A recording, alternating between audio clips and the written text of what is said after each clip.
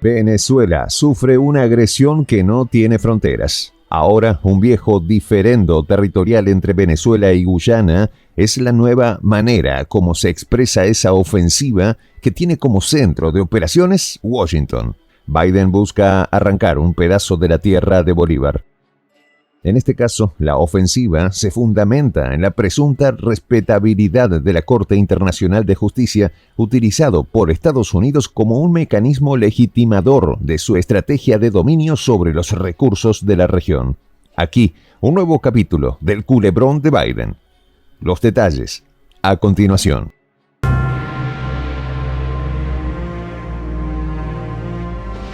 Voz de la Patria Grande. La Corte Internacional de Justicia, CIJ, de La Haya, falló el pasado jueves 6 de abril en contra de Venezuela en el marco de una disputa territorial con Guyana que data del siglo XIX, cuando esta era colonia británica. Sutilmente ha significado una victoria para Washington en su empeño contra Caracas. Las autoridades venezolanas habían advertido que la CIJ no tenía jurisdicción en el litigio territorial. Sin embargo, Guyana introdujo una demanda en esa instancia contra Caracas, cuestión que, por medio de esta sentencia, obliga a ambos estados a iniciar un juicio. Detrás de esa decisión, ocultas manos se mueven. La Cancillería venezolana, por medio de un comunicado oficial, rechazó la intención unilateral de Guyana de incluir al ente judicial internacional en la disputa, caracterizando la decisión como una decisión incidental, reiterando sus derechos históricos sobre el territorio Esequibo.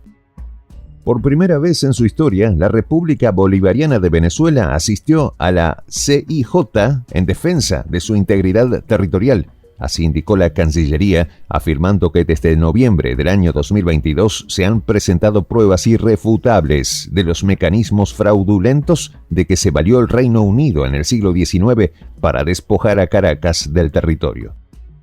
En el veredicto del fallo, los jueces de la CIJ reconocieron los argumentos venezolanos al relatar de qué manera y bajo qué métodos el Reino Unido se valió para rebanar un trozo de territorio venezolano en 1899. Para ese momento, Guyana era parte de su imperio global.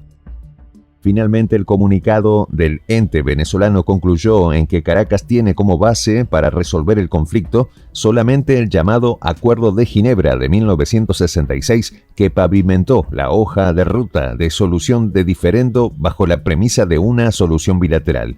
En otras palabras, sin la presencia de terceros actores. En el año 2018, Guyana acudió a la CIJ para resolver el diferendo, desconociendo los acuerdos previos celebrados con Venezuela. Su argumento es que el laudo de 1899 sigue vigente y que el territorio adjudicado en ese momento al Reino Unido es de Guyana. No obstante, los argumentos leguleyos no son el centro del problema. La situación radica en los importantes hallazgos petroleros en la zona de disputa por la empresa estadounidense ExxonMobil. A partir de esos hallazgos, Guyana cambió su postura de solución bilateral y acudió a la CIJ. Efectivamente, el fallo de la CIJ en favor de Guyana tiene implicaciones mayores que la aclaratoria sobre una cantidad determinada de territorio. Según la consultora Rystad, desde el hallazgo de petróleo en las costas en disputa por la Exxon en 2015, esta ha significado el 30% de los nuevos descubrimientos del sector petrolero a nivel global. El gobierno guyanés y la ExxonMobil comenzaron unilateralmente un proceso de exploración y explotación de petróleo en un territorio que es disputado por Venezuela y Guyana a partir del laudo arbitral de 1899 que fraudulentamente legitimó un despojo territorial a la entonces República de Venezuela en favor de la Guyana británica, posesión de Londres. El laudo fue encabezado por un tristemente célebre personaje de nacionalidad rusa, Federico de Martens, que conjuntamente con 2 abogados británicos y 2 abogados estadounidenses, los últimos, presuntamente en defensa de Venezuela, dieron un veredicto a espaldas de Caracas. Anteriormente, desde la década del 80 del siglo XIX, aventureros y mercenarios al servicio de la corona británica habrían penetrado en territorio venezolano con fines de conquista desde el lado guyanés. Estos actos llevaron al rompimiento de relaciones diplomáticas entre Caracas y Londres en 1887. Sin embargo, en plena euforia colonialista europea, Londres, en 1895, penetró más allá de las fronteras oficiales y unilateralmente, bajo documentos fraudulentos, reclamó pleno dominio del territorio. Es decir, el laudo solamente vino a legitimar un robo que, de hecho, ya se había practicado. La Patria Grande conoce de sobra de este tipo de fraudes jurídicos. Por ejemplo, el Tratado Guadalupe Hidalgo, engendro por medio del cual Estados Unidos arrebató la mitad de su territorio a México. En este caso, similar en los fines, distintos en los medios. El Reino Unido se hizo de una franja de territorio venezolano de 175.000 kilómetros. Empero, la diplomacia venezolana con el tiempo había logrado que se reconociese la usurpación. En 1966, en el marco del proceso de descolonización de Guyana, Venezuela reconoció la independencia de esta con la condición de que el Reino Unido reconoce a su vez la legitimidad del reclamo venezolano. Así fue. Ese acuerdo estuvo también acompañado de las firmas de Venezuela y de la nueva República Cooperativa de Guyana, que suscribieron resolver el conflicto de manera bilateral sin la participación de otras instancias, al menos sin el consentimiento de ambas. Nació el Acuerdo de Ginebra de 1966, marcó la base del diferendo. Por cierto, reconocido por el Reino Unido también. Pero en este punto aparece la mancha del petróleo, siendo el combustible que alimenta las ejecutorias de la diplomacia guyanesa, por detrás la ExxonMobil.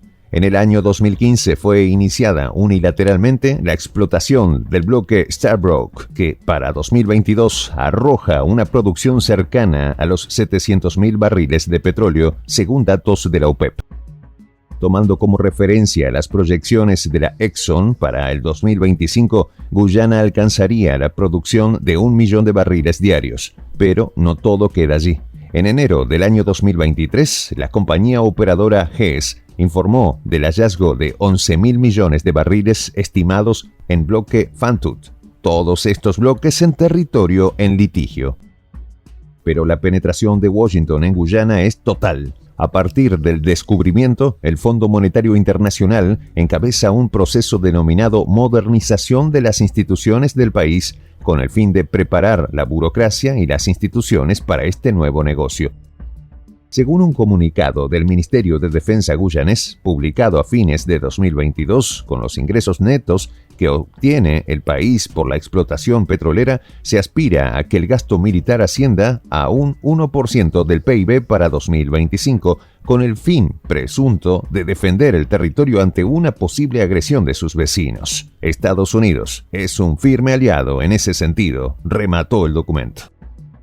En vista de los continuos reproches de las autoridades venezolanas a sus pares guyaneses, el Departamento de Estado de Estados Unidos se ha visto en la obligación de respaldar a su aliado.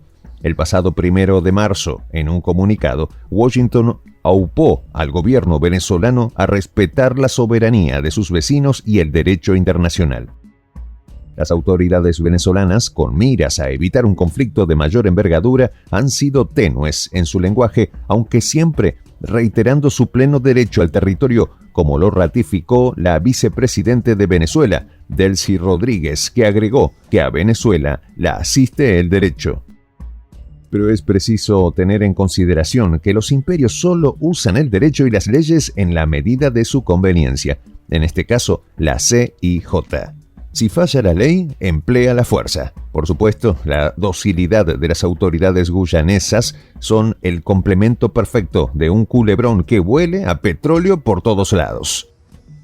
La Patria Grande, sorprendentemente, no emite posición sobre tan grave hecho. La legitimación de un despojo como este es un precedente terrible. Biden y sus aliados guyaneses obtendrían un triunfo estratégico de no cambiar la situación. Venezuela amerita toda la solidaridad de sus hermanos. Soy el J, Juan José del Castillo. director del canal Prensa Alternativa. Si quieres ser parte de la comunidad de la Patria Grande, suscríbete a nuestro canal.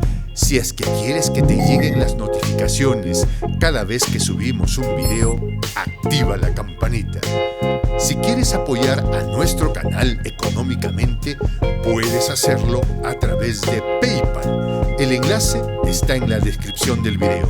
A nombre del equipo de Prensa Alternativa, me despido con esta expresión en el quechua milenario, Tupananchis Kama, cuya traducción es hasta volvernos a encontrar.